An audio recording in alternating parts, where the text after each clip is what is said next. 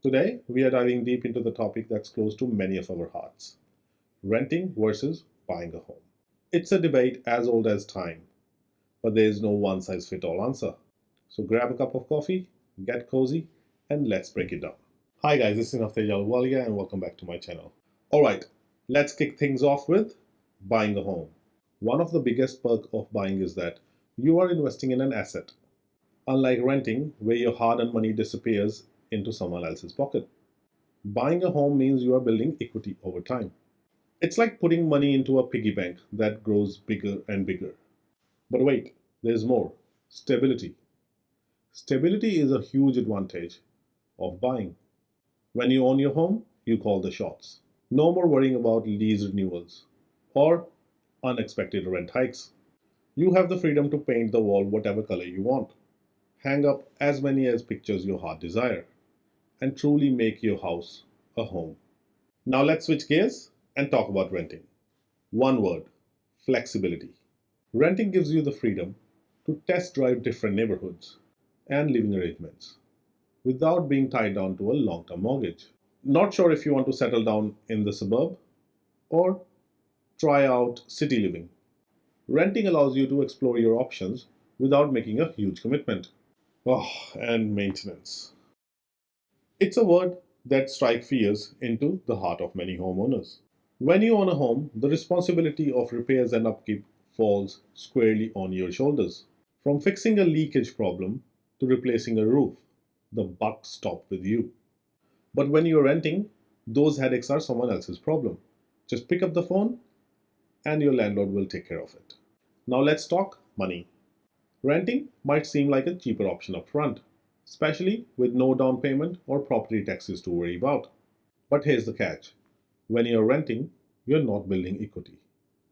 Your monthly payments are essentially lining up in someone else's pocket.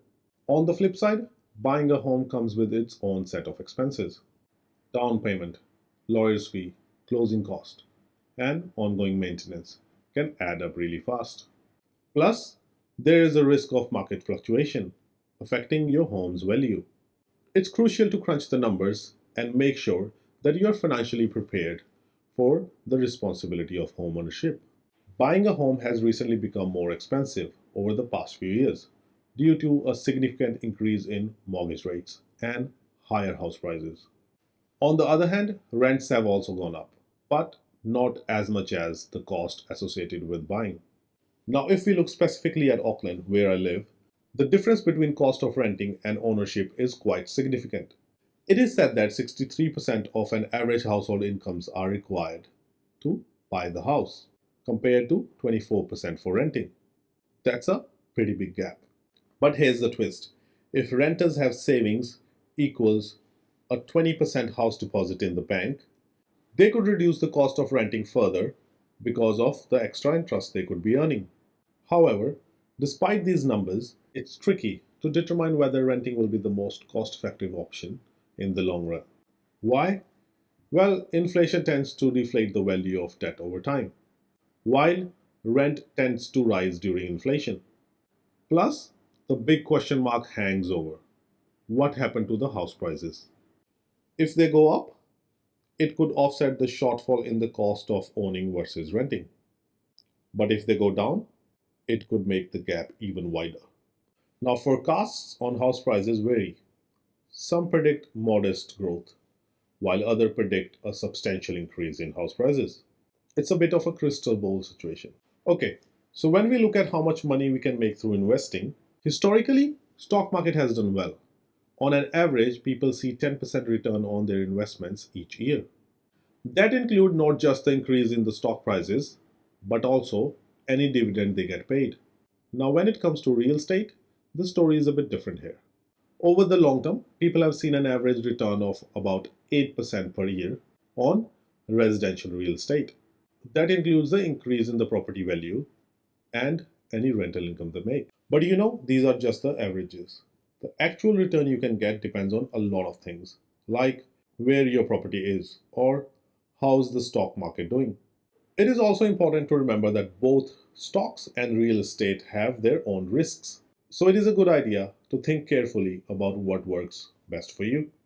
So we have been discussing how stock market often offers higher returns, which can be a big advantage for renters. However, when it comes to buying a property, leverage is where things get interesting. Now, what exactly is leveraging? Essentially, it's using borrowed money to invest. And this is where property really shines. See, most of us don't have hundreds of thousands of dollars lying around to invest in the stock market. But guess what? Banks are usually more than happy to lend us that kind of money to buy a house. So let's say you take out a mortgage of $600,000 at a 5.5% interest rate.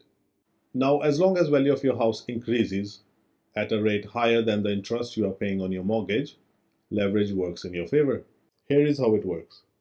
Let's say your property increases in value by $50,000 over the course of a year.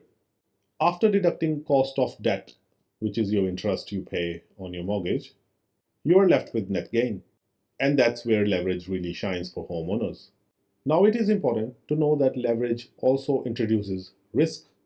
If the value of your property goes down, you are still on the hook for that mortgage. But for many people, the potential reward outweighs the risk.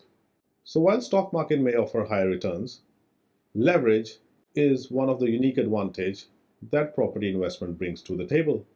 It's like having a secret weapon in your financial arsenal. And let's not forget the non-financial factors. Many people buy homes for reasons like security of tenure and the ability to make it their own by renovating or hanging up their pictures. These have a big impact on the quality of our life, and that matters. It's hard to put a value on those things, but they are essential considerations in the decision making process. Ironically, non financial factors often determines whether the finances of home ownership make sense for you personally. How often are you going to move? Is a better paying job available elsewhere? What is your risk tolerance when it comes to investing? Are you diligent enough to save without a bank reminding you every week? The idea that you shouldn't rent unless you absolute must because it's like throwing money away is nonsensical. Let's look at the facts rather than buying into a one size fits all approach. Here is how much prices must rise to make buying a better option than renting your house. If house prices were to rise by about 5% over the next year, it would pay homeowners back for the extra cost of owning their home compared to renting, at least on paper. So there you have it, folks. Ins and out of buying versus renting a home, all wrapped up in a nutshell. It's a complex decision that ultimately depends upon your circumstances and priorities. At the end of the day, I am not here to tell you whether to buy or rent, but I'm here to say that the idea of homeownership is always a better financial choice than renting is wrong. I want people to think what is really best for them and not fall into homeownership because of peer pressure and the assumption that buying any house is better than renting. So, where does this leave us? Well, the truth is, there is no one size fits all answer. Whether you choose to buy or rent depends upon your own individual circumstances, financial goals, and personal preferences. Are you ready to put down your roots and invest in your future? Can you afford to buy a home right now? Are you prepared to look after a home? If the answer is yes, buy. Or are you more interested in flexibility and freedom? If that's what you are after, then rent. But at the end, only you can decide. I hope this video has given you some food for thought as you navigate through the world of homeownership. If you enjoyed it, be sure to give it a thumbs up and subscribe to our channel for more great content. Thank you for watching. Happy house hunting. See you next Sunday. Until then, goodbye.